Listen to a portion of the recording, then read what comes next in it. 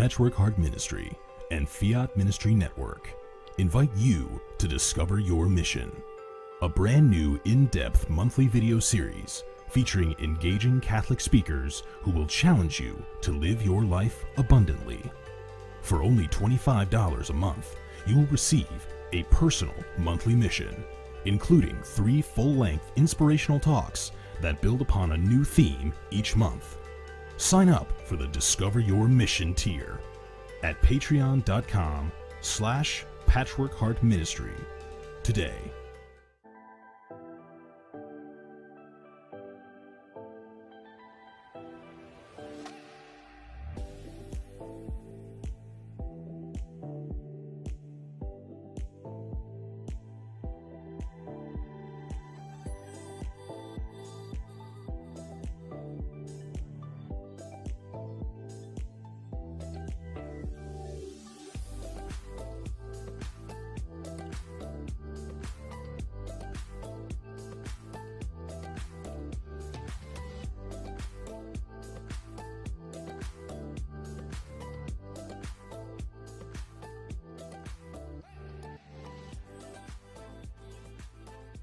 Fiat Ministry Network and Patchwork Heart Ministry present Journeys in Faith.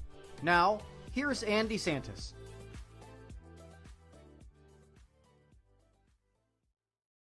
Hi, and welcome to Journeys in Faith here on this Friday evening. This is Andy Santos, and I'm very excited because I have an amazing guest this evening.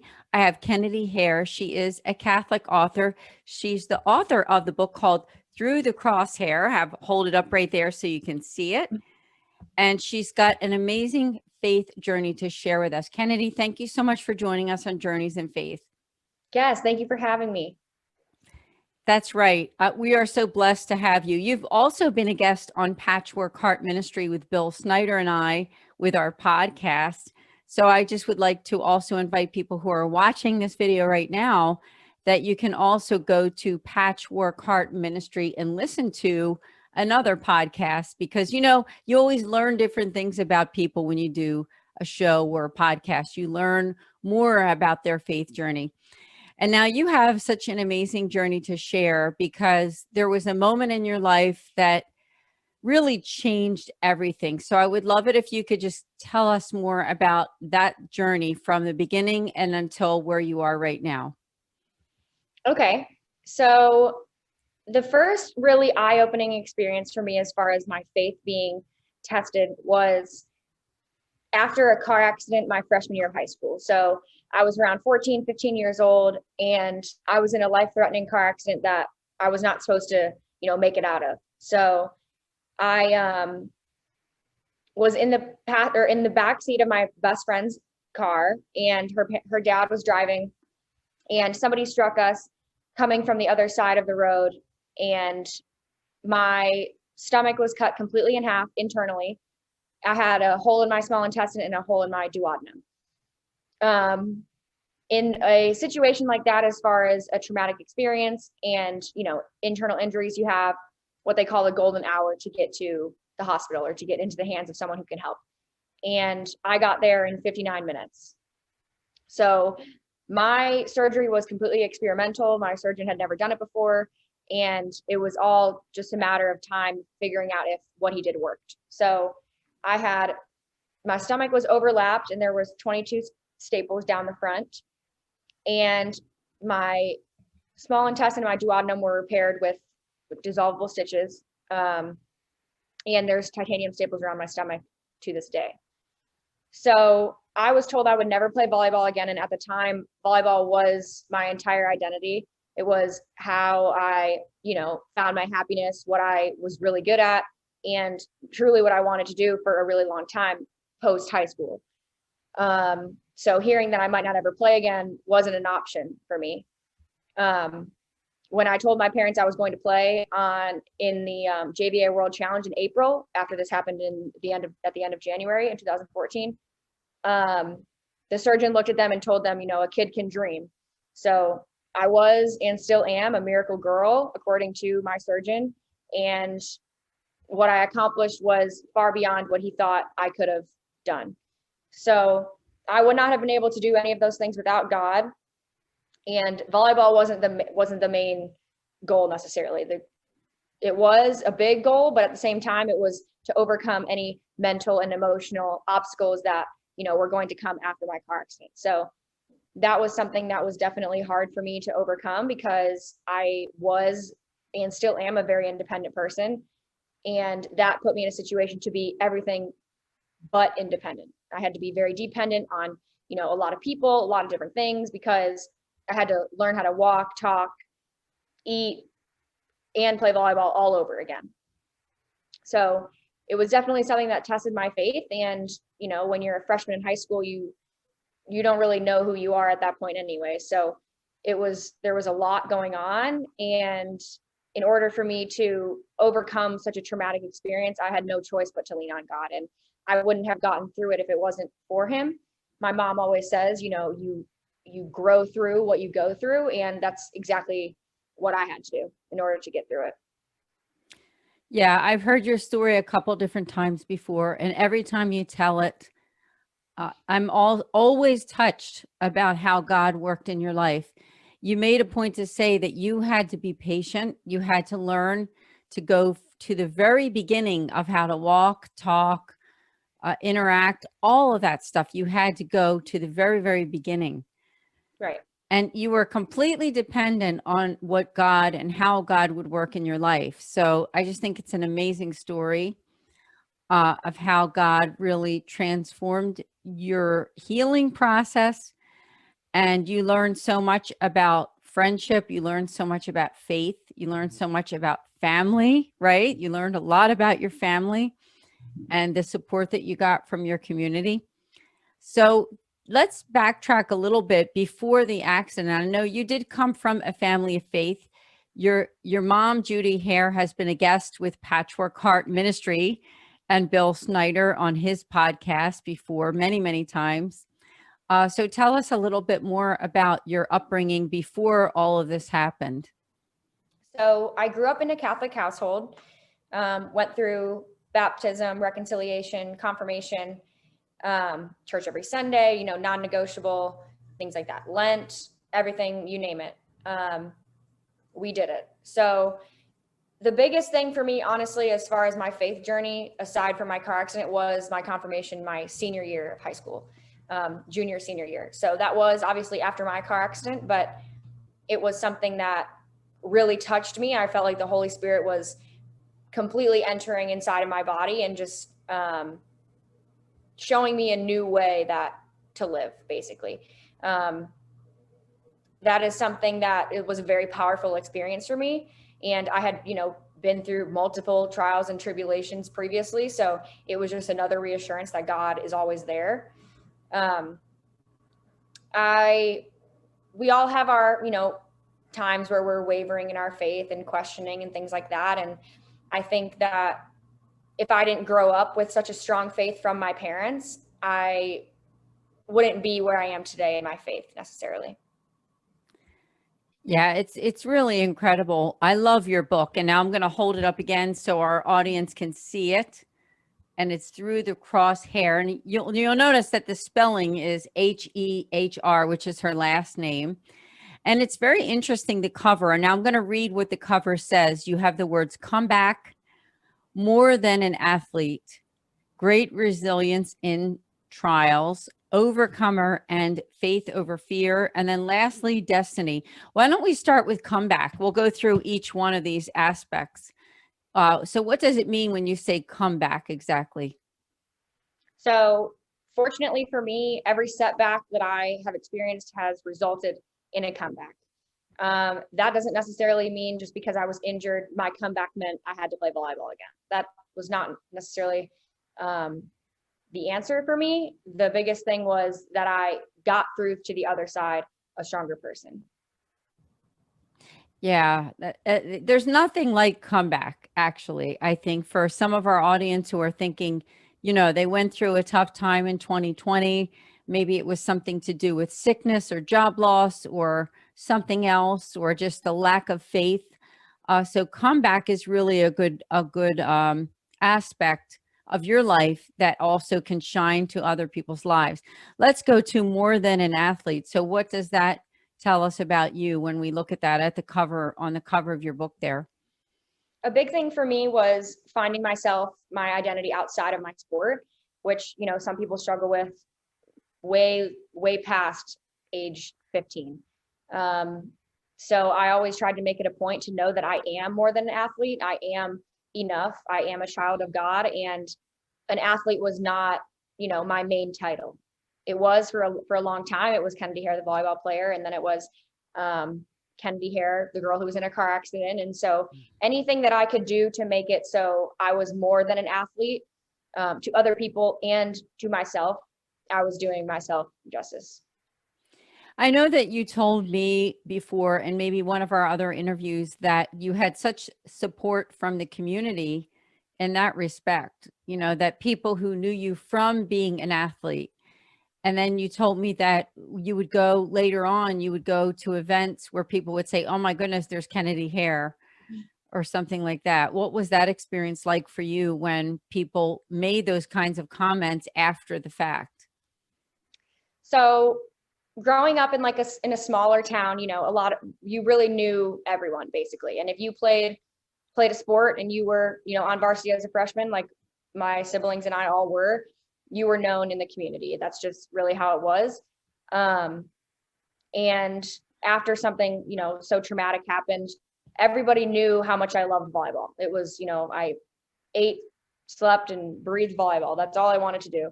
And so I think that's what was so alarming for people, is they were like, how is this girl going to, you know, function if she cannot play this sport that she loves so much?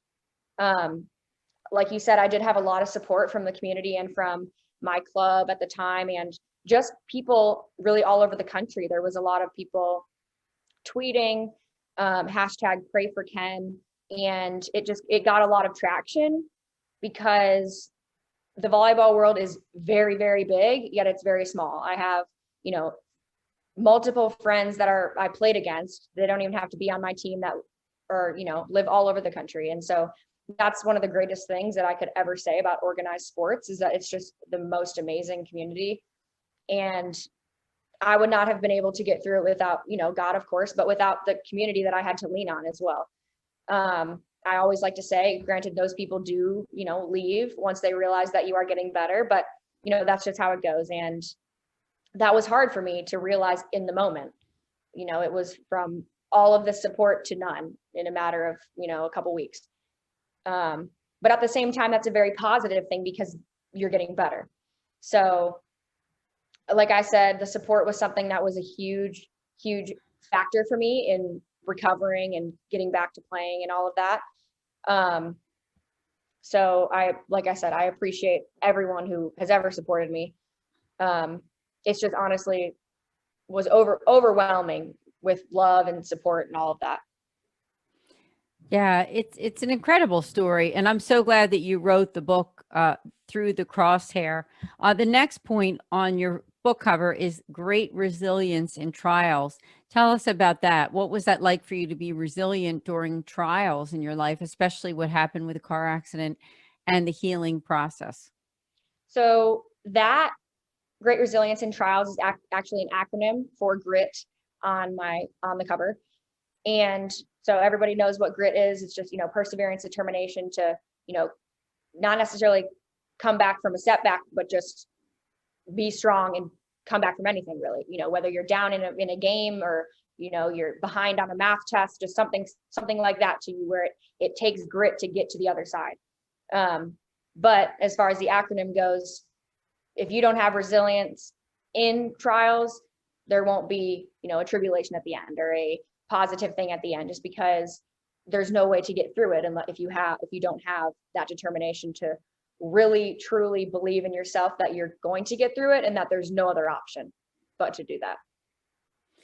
Yeah, I'm sure that there were times for you during the stay in the hospital, because you told me that you were in the hospital for several weeks, and then you were home, and then there was a healing process. Right. So tell us, what was that like? Because I'm sure that there were was it 8 weeks or so in the hospital? No, so I was only in the hospital. I was in the ICU for 5 days, and I was in the hospital total for 11, I believe. So The ICU was completely experimental as far as I could not eat or drink anything.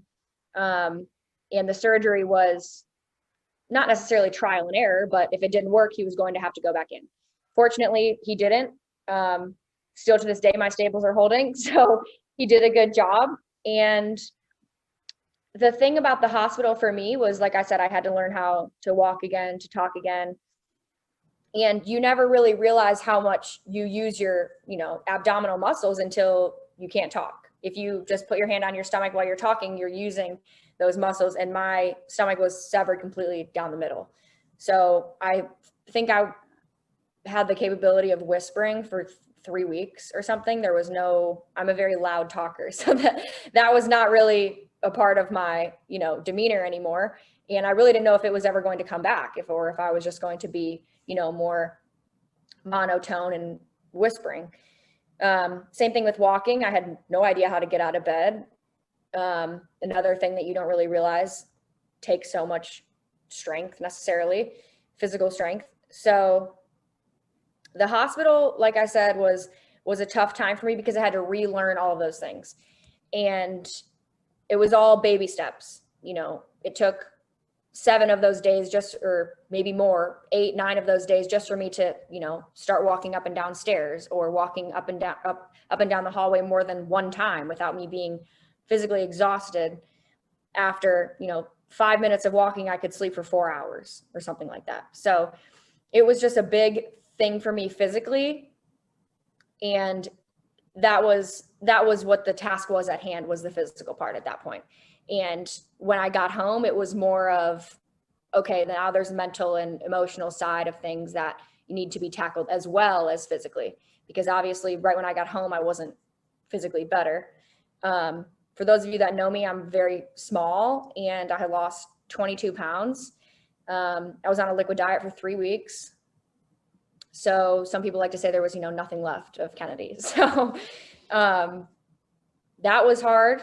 Those are things that, it's hard to gain weight as fast as you can lose it if you're not eating for 3 weeks, or if you're on a liquid diet for 3 weeks. And still to this day, truly, I have trial and error experiences with food and drinks, just because it's a matter of how my stomach reacts. And some days are great, some days are terrible, but at the end of the day, it beats the alternative of not being here. That's right. That's right. And that leads me to the next part, which you had said on your book cover. I'm going to hold it up again. But another aspect there you have is overcomer. And it has all to do with grit and being more than an athlete. But what about being an overcomer? Because you had to be an overcomer during that time. Yes, absolutely. And you're definitely right when you say it relates to some of the other things that are on the title or on the cover. Overcoming something that you're going through just means that you came out stronger. If you did it, then you came out stronger. So that is something that I still stand by to this day, is that I will overcome whatever I go through, no matter if it's physical, emotional, mental, financially, whatever the case may be, because God is the reason I am an overcomer. So there's no way that I could, like I said, I will continue to reiterate this. There's no way that I could have gotten through all of my setbacks if it wasn't for God. My car accident was one of plenty of physical injuries. So being an overcomer was and is something that's very, very important to me, for my character necessarily. Yeah, it's good to see, especially someone in your age category. I know you're in your early 20s. You're working. I know you have a couple different jobs going there. You have a side career as well. I would love to get into that toward the second half of the show too. But that next aspect that you have is the faith over fear. So what was that like for you? Because you had to choose faith instead of being afraid about what your future was going to be like. Yes. So I had never been injured before necessarily. So I definitely was scared in a sense, but I don't know if it was really fear as much as just confusion or wondering, how do I even possibly overcome something like this, or why me? That is a question that I am very open about telling people that came across my mind countless times. wondering, why is this happening to me? Or, for lack of better phrase, what did I do to deserve this? Or what could possibly come out of this that could be positive? And, you know, God came through with all of that. Everything was positive at the end of it. And I never would have been able to embrace as many people as I have up until this point if it wasn't for my car accident. My car accident, you know, shaped me into the person I am today. And for those that didn't live it with me, for those who have met me just in the past couple of years, will never really understand that, which is unfortunate. But that's part of the reason I wrote the book, is so people could understand me more on a personal level as to what something that was so traumatic that happened at such a young age could really form me into who I am. And so I had, like you said, I had to choose faith over fear, because if I chose fear over faith, I would not have ever came out the other side, let alone played volleyball again, or played college volleyball at 2 different schools, or been where I am today, wrote the book, all of that. Yeah, you've done so much. It's just really incredible. Really Thanks. blessed to have you here on Fiat Ministry Network on Journeys in Faith. Now, we have a lot more to talk about. We do have to take a short break. So join us here in just a few minutes on Journeys in Faith on this Friday evening with my wonderful guest, Cross-Hehr. See you soon. Hi, my name is Ann Santos, and I'm the director for the St. Raymond Nonatus Foundation for Freedom, Family, and Faith. You can learn about us on our website at nonatus.org. I'm here to tell you today about 2 great podcasts that I hope that you will tune in. The first Tuesday of every month at 8 o'clock, we have a podcast specifically for Catholics affected by divorce. From 8 to 9 p.m. Eastern, go to Philly Nonatus on YouTube to subscribe. In addition, we also have a podcast the last Thursday of every month. That's also at 8 o'clock Eastern Time for 1 hour. And that one is for families in crisis. We have some really great guests coming up soon, so hope to see you then. Please also consider the fact that you can make spiritual direction appointments with us, with our spiritual moderator. All you need to do is go to our website on the contact form and just reach out to us. We'd be happy to hear from you and look forward to setting up an appointment. So we'd love to connect with you. Please share this video and let people know that we're there for families affected by divorce and also families in crisis. Thank you.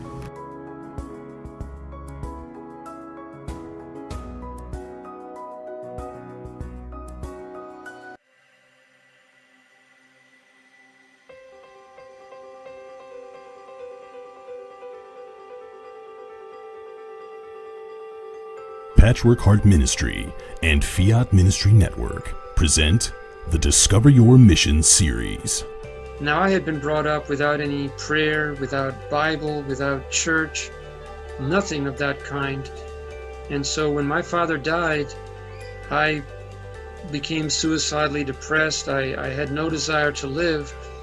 And yet, by the grace of God, whenever I got to the point of actually taking my life, I always had this interior conviction that if I took my life, I would simply find it again on the other side, and it would be permanent misery. But it wasn't until I became a wife and a mother, and I began to try and pass my faith on to my children, that I realized that everything I knew about Jesus was memorized doctrine. I was a good man, I was a good father, I was instilling the sacraments into my family. I was definitely not intentional. I was stuck broke in my faith. But what kind of strength did he have? Jackie did not just have a strength of body or baseball skill. He had a strength inside of his spirit, a courageous meekness that empowered him to play the game. And I tell him what is going on with me, and he's like, oh, okay. And I'm like, no, I think this is like some sort of miracle, dude.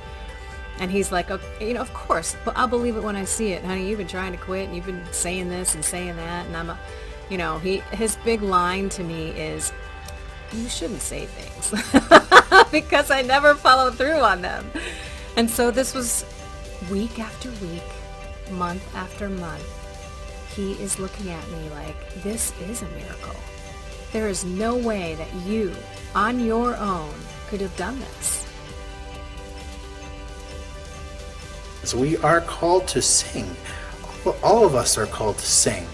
All of us are called to express ourselves and join our voice into the unity of the church. Often with my choirs, I ask them to listen to each other, to listen to the sound that they make together as one. That's what we're aiming for. Through the harmony or unison, we're aiming for a one sound. You need to decide. What are you going to participate in? Are you going to participate in the historic Christian idea of the altar of sacrifice, which is in the Eucharist, or not?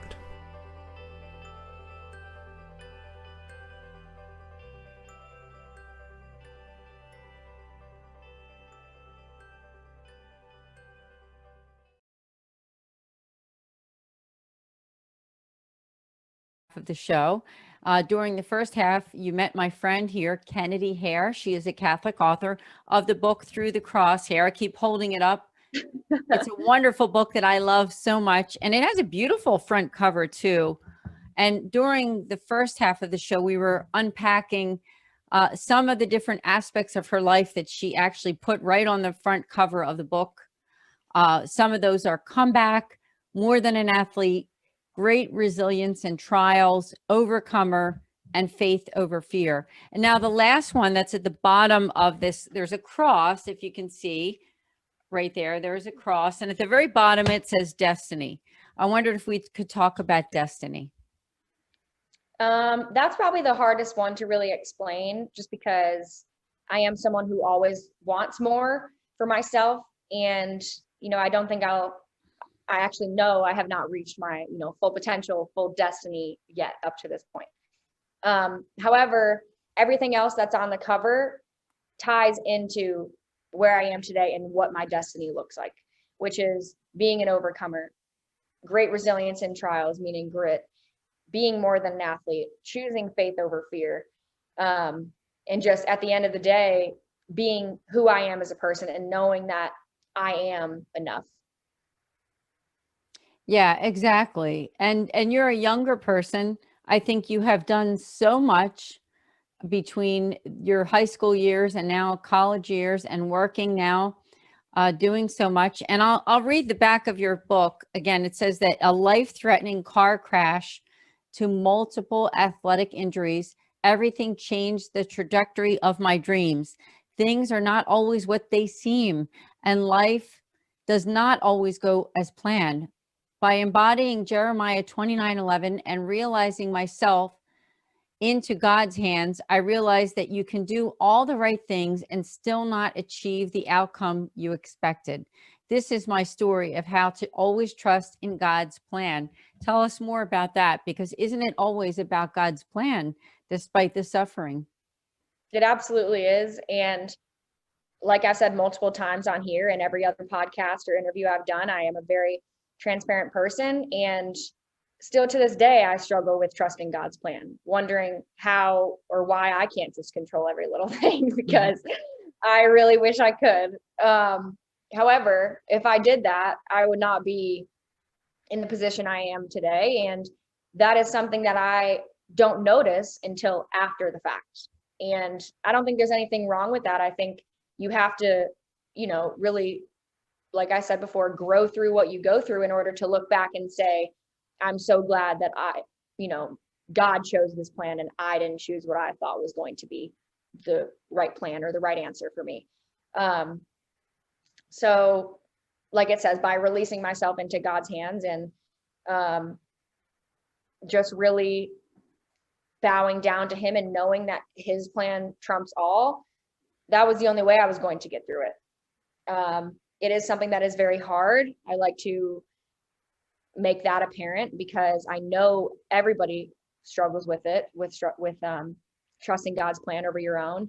And I just want everybody to know that, they're not alone when they question maybe, or wonder what could come out of trials and setbacks and things like that, because I'm a true believer that, questioning leads to more knowledge, which ultimately leads to believing and more understanding. Yeah, God has taught you so much. Now that happened to you when you were in high school, I believe. Were you a freshman or a sophomore? I was a freshman. My car accident was a freshman. My knee surgery was sophomore year and senior year. Okay. So tell us, if you wouldn't mind, explain to us what happened through high school and then entering into college and that whole experience as well. I'd love to hear. So high school was a terrible time for me personally. I was someone who was very set on the goals that I wanted to achieve, and that was playing college volleyball, and no sort of, extracurricular, legal or illegal, was on my mind, unless it was volleyball practice or lifting or conditioning, school. So I didn't fit in, unfortunately. However, it set me up to be where I am today, as well as my siblings. And it was the hardest time in my life. I'm not someone who would seem like I wouldn't fit in, but I definitely didn't. I was the outcast. And the way I was, going about my high school career was made out to be this terrible thing. And it's just another reason why I wrote the book, that, we all have a different path, and that doesn't mean someone else's is right or wrong. But it was hard for me to overcome not just a car accident or a couple knee surgeries, but just going into a high school where that you're not really welcome, or you don't feel welcome. And the sport of volleyball is truly what helped me get through high school, because if everybody knew who I was because of that, and there was no denying, my ability or my faith or my work ethic and things like that. And that's what truly set me apart, in the most humble and sincere way possible. It was the only way I was going to get through high school. And my brother Chandler was right by my side, thank God, because it was hard. Like I've never really, that was a great question. I've never been asked that on an interview before. But it was definitely not the best time for me.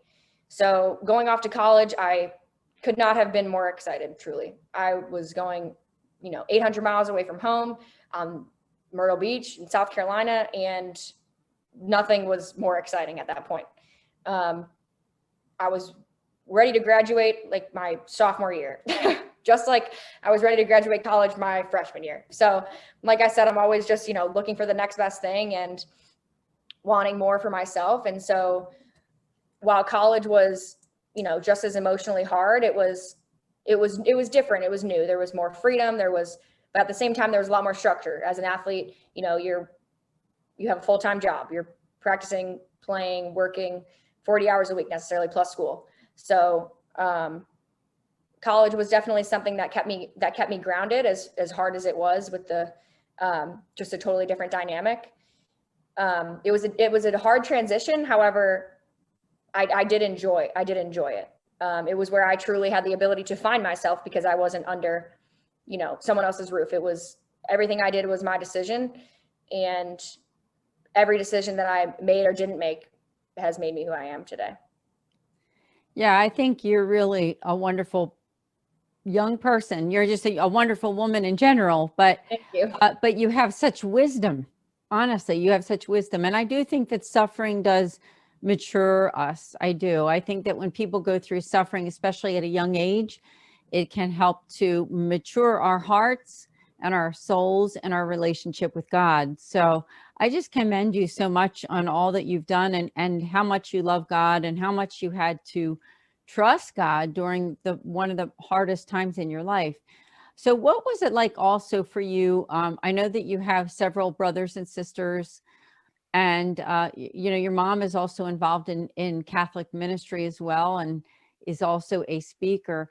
So what was it like for you in that whole dynamic with your family during all of these times? My family was the most supportive, and yet those are the people that I really kind of pushed away the most at the time. I wish I didn't do that. It was just, like I said, I was a very independent person, and I wanted to do everything by myself. They never wavered though. Still to this day, they don't, we have our ups and downs. I still fight with my siblings to this day. My sister is my best friend. I can say that very confidently. And I've come a long way with my parents as well. All of my siblings didn't really, we didn't really get along with my parents necessarily because, they made it very clear, we're not friends, we're your parents. And so as I've, gotten older and I've been able to find myself outside of them and who I am as a person, I've grown to really understand why they did some of the things they did. And my family, family is everything. It's a very cliche phrase. However, it's definitely true. Yeah, that's amazing. And I know your mom has done wonderful work in Catholic ministry as well, and being an awesome speaker and a friend also of Patchwork Heart Ministry, who's Bill Snyder, who my podcast host for Sowing Hope. And for those who are watching, haven't listened to Sowing Hope before, Cross-Hehr was a guest on that podcast. So please do check it out on YouTube. Let's talk about trusting God, because I know that must have been the hardest part of all of this. Here you are in the hospital, here you are going through the whole rehab thing and in high school and then in college. What has it been like for you just on a day-to-day basis to have to constantly just put it before God and say, Lord, I'm going to trust you with the rest of my life? In complete transparency and honesty, it's very hard. Still to this day, it's hard. I struggle. I wonder what's next, or, what more is coming, things like that. And I always say, I really wish I could take my own advice. I sit on these podcasts and I say what you say, very wise things. And, if I could take my own advice, I would probably be a lot better off than I am right now. But I think that's the case with everybody. So I, find some steadiness and some ground, knowing that we all kind of can, say and do things that are easier said than done in a sense. So like I said, I do trust God. If I didn't, I would probably be a head case because I really want to control everything. But at the end of the day, when I sit back, no matter what situation it is, there's no way that my plan is going to trump his. It's just not going to happen. And so as hard of a pill as that is to swallow at times, it's what's best for me and really everyone else in the end. Very mature of you, because, younger years, sometimes for all of us, it's a time of decision making. It's a time of not always knowing what's going to happen. So I just think it's mature of you that you are able to place it in God's hands, not always completely trusting him, but hoping that you will be able to do it on a daily basis.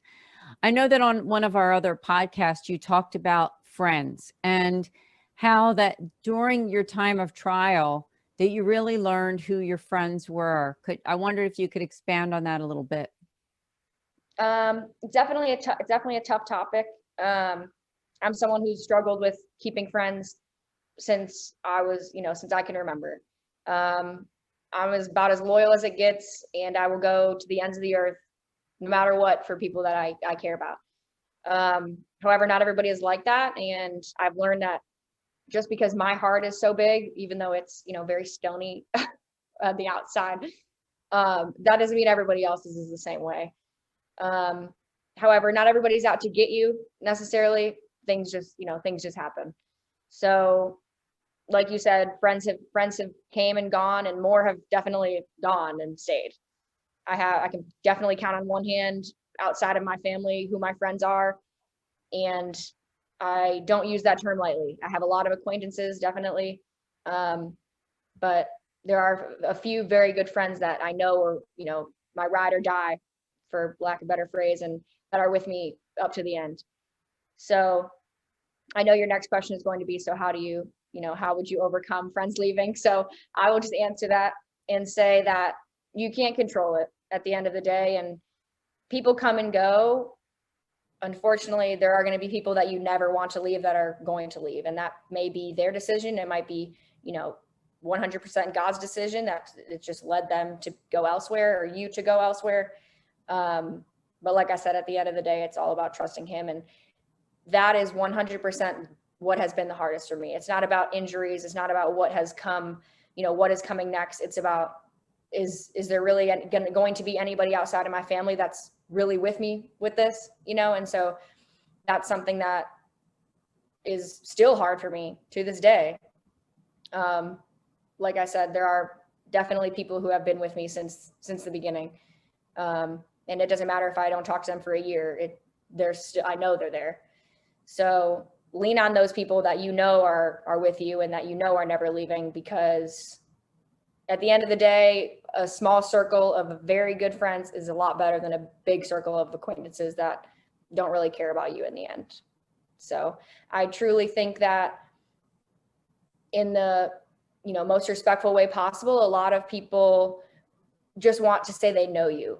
No matter if you're an accomplished person or not, at the end of the day, someone wants to be able to say, oh, I know her, or I know him, or we were friends, or we were that. And, you know who your friends are, and that's what you have to lean on.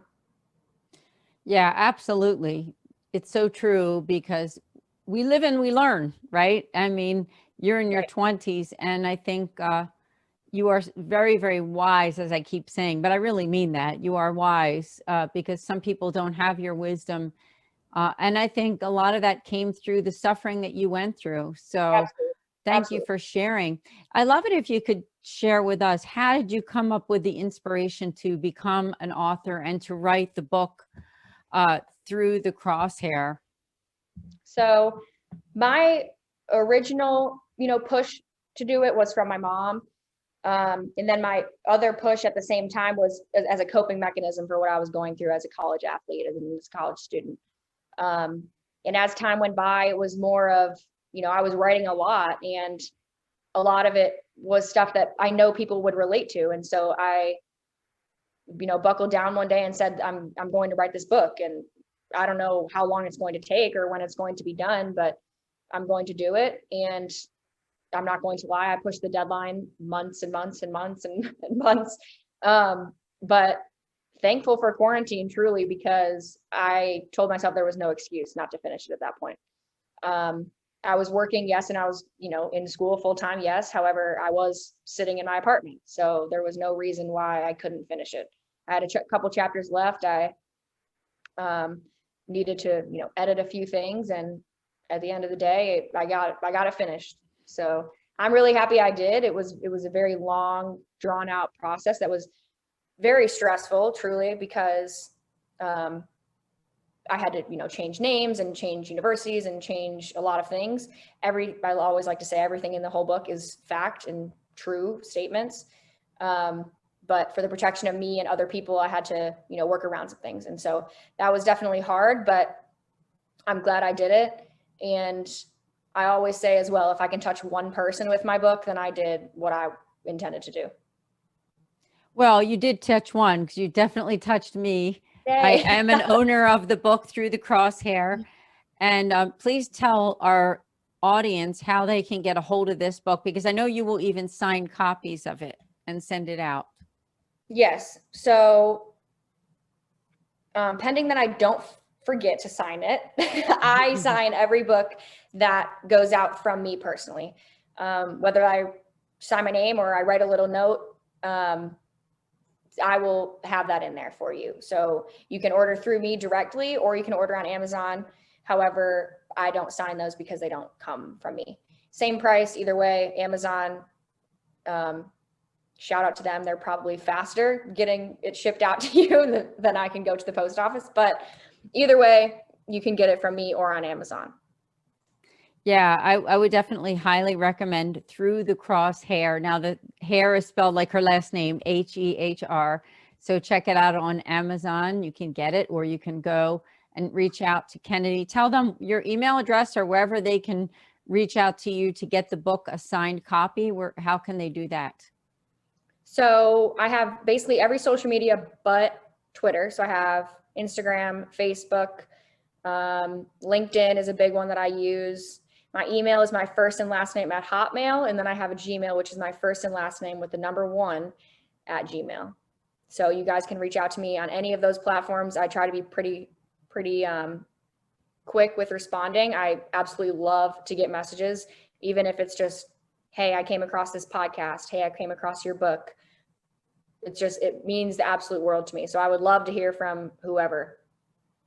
Yeah, I know you do. You've got a very big heart. You really do. And I would even say that if people are watching this and they don't have a pen and paper and they're not able to jot everything down, you can simply reach out to me at Ann DeSantis on my website at anndesantos.com and send me a message and just tell me that, that you'd like to get in touch with Kennedy. That could be another easy way that you can get in touch. So whatever works for you. So tell us about what you're doing now, because I know you're working full time and then you also have another job that you're doing too. Tell us about that. Yes. So my mom always jokes around and says I have like 7 jobs, but I kind of do. So I work full time for a digital marketing company called Level 5 Team Velocity based out of Virginia. I work remotely. So I sit in this very spot actually all day, 40 hours a week. I'm a district manager for Arbonne, the number 1 brand for healthy living in the world. I've become very passionate about that, as a lot of the stuff has helped me personally. I am an investor in a couple different things.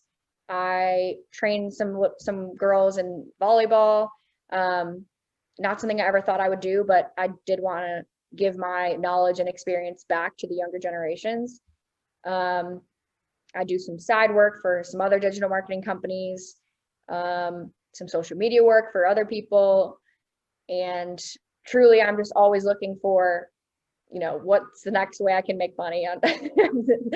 Truly, it doesn't sound the greatest, but that's just how I am as a person, because I will not work until I'm 65. Yeah, you have a great head on your shoulders. So please do reach out to Kennedy, as she has given you all of her social media platforms for the great work she's doing. So tell us just a little bit more about the Arbonne, because I know that's very special, and people who are listening, especially the ladies who would like to hear about the skincare and the cosmetic products too. Yes. So there's nutrition products, skincare, hair, bath, body, makeup, you name it, all clean products, cruelty-free, paraben-free, plant-based, you name it. So it has been something that has really changed my life as far as, nutrition goes.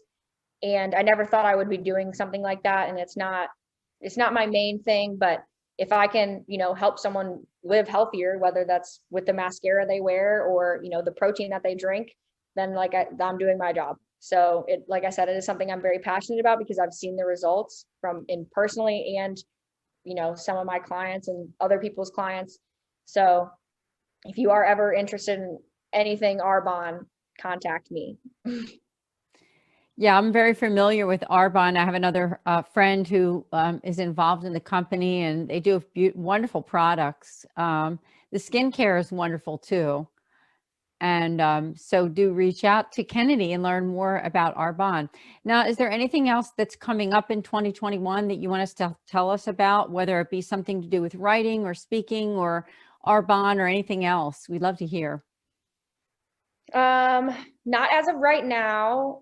There are some people who believe that my mom and I will end up on the same stage talking together. You never know. I can tell you there are no plans for that as of right now, but I think it would be fun. Everywhere I go, people say you're literally your mom. So, it would probably be super cool, great experience, but, a lot of those things have been halted because of, coronavirus. So we'll see.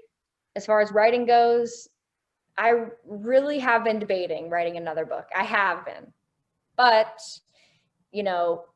the greatest and the worst times in my life have been written about already. So until I have this amazing experience or something that I could write about, I'm probably going to hold off, just because I'm more of a real writer. I would like to write about my personal story. I'm not necessarily someone that could make something up, I guess. Yeah, I understand that completely. So yeah, I would agree. I could see you up on stage with your mom, and you never know what God has in store, honestly. Yeah. We'll see. I really believe it will happen one day. It's just a matter of if our world, or when our world goes back to normal, and if, we can find a topic that we can talk about. But I guess the authors could be just that in general. So we'll see. I know my mom, who is listening, is probably like jumping up and down right now. Yeah, that would be incredible. I would definitely love to be in that audience, whether it be online or, I mean, I know that right now you're in North Carolina, I believe. Yes. And I'm in Pennsylvania, but you never know, right? Right. That's the beauty of online. I wondered if you had anything to share with someone who's watching, who's suffering right now, whether it's a younger person who's had some kind of health challenge or something else. You have been through so much and you have a lot of wisdom about suffering. What kind of advice can you give to that person who's going through a really challenging time right now? I truly believe that, as cliche as the phrase is, that God gives his toughest battles to the strongest soldiers, I believe that is very true. And he's not going to throw something on you that you're not going to be able to overcome. I still have people come up to me to this day saying, I could never have gone through what you went through. And who are they to say that? They have no idea. They could do it. It's just a matter of, they might not have been put in the situation. So lean on the people that are around you, no matter how independent you are, because that is your support system. And that's the best way to get through it, aside from God, of course. Amen. Excellent advice. Thank you so much for being a guest here on Journeys in Faith. And I'll hold the book up once again, Through the Cross-Hehr. Please do purchase this book either directly from Kennedy. As I said, she gave you all the email addresses, or simply you can go to andasantos.com and send me something there through the contact form, and I'll get you in touch with Kennedy. So again, please do come back to Journeys in Faith. We would love to have you back again as a guest, Kennedy. Absolutely. I'm ready whenever. Sounds awesome. Now, I also would love to invite people that after the show is over, you can go to our Patreon site at patreon.com/patchworkheartministry, where you can go to the show called 5 Minutes of Faith. And Kennedy will be doing a show with us about 3 ways that you can overcome a challenge through faith. So do check it out. We will see you all next week on Journeys in Faith. God bless.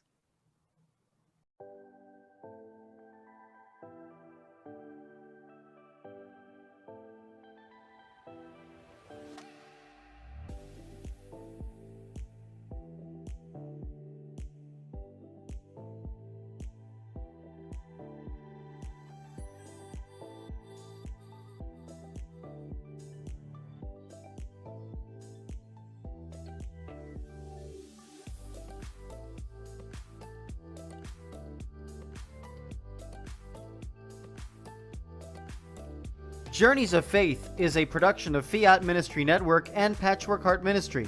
For more information about Journeys of Faith, email info@fiatministrynetwork.tv. And be sure to friend, follow, and like us on social media. Just search Journeys in Faith with Santos.